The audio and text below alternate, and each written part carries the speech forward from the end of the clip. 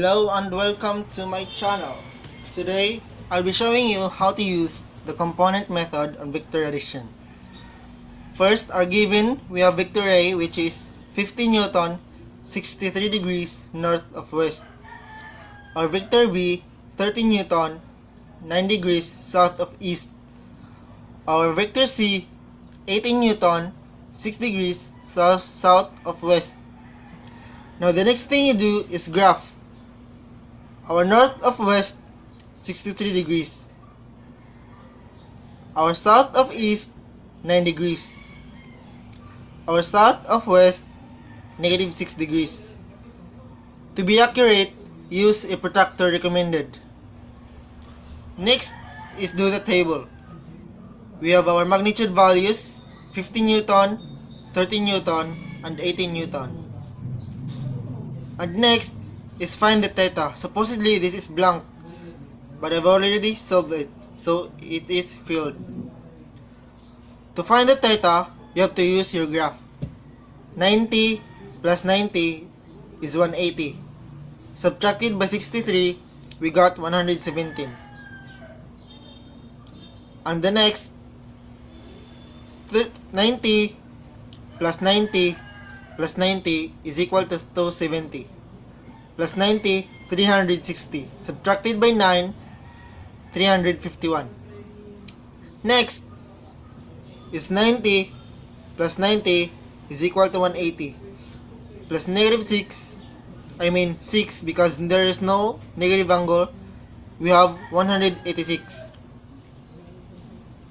The next is to find the magnitude cos theta x component and m sin theta y component.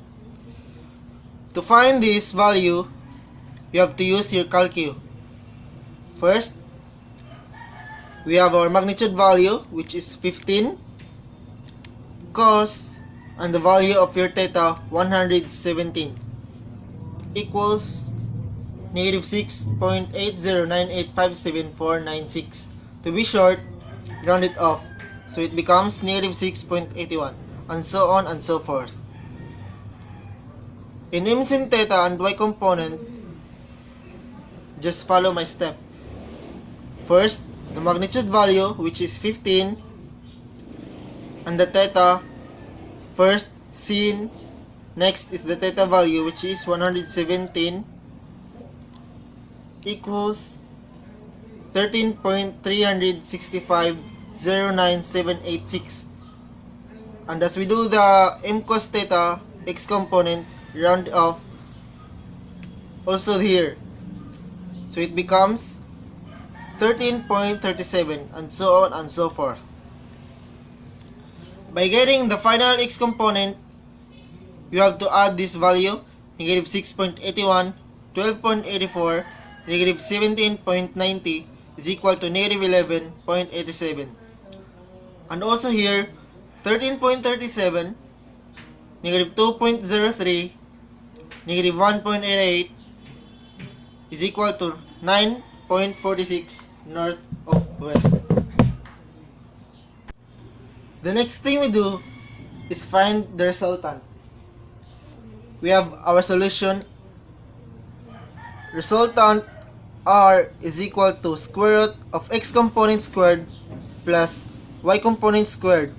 You have to substitute the values, which is square root of open parenthesis negative 11.87 close parenthesis squared plus open parenthesis 9.46 close parenthesis squared is equal to square root of 230 and 0.39. And the answer is 15.18. Lastly is the tan theta. We have the solution. Tan theta is equal to y component over x component is equal to 9.46 from here and negative 11.87 from also here. And next is theta equals tan negative 9.46 over negative 11.87. In order to do the tan negative, you have to use your calculus, shift, and tan. There we go. Put the value, fraction, put the value 9.46 over negative 11.87 equals negative 38.55369416. So we got negative 38.55 to be short. And mind you guys that there is no negative angle. So we got 38.55. Now we have our final answer. R equals 15.80 Newton, 38.55 degrees north of west. And that's all.